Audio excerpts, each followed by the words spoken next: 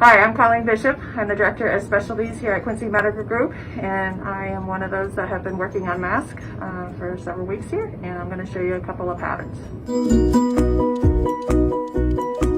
E-size bandana.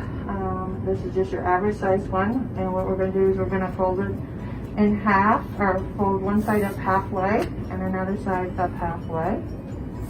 And then you can either go this way or you can go in thirds, which is what we're going to do. Either way works.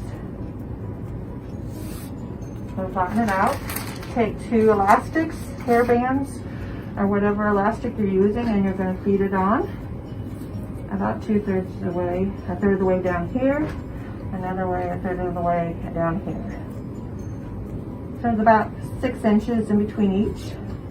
We're going to fold one side over, and then we're going to fold this one, tucking it in the first layer here in between these.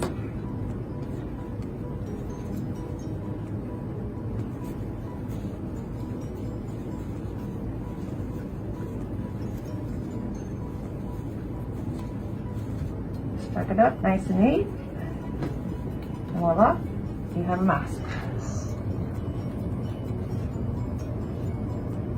Actually, last night I was running out of elastic, so I cut pantyhose, cut a chunk of pantyhose out of the leg of it, and just stretched it, and it made a circle, and it was actually quite comfortable. So if you don't have rubber bands or hair bands, you can actually use pantyhose too.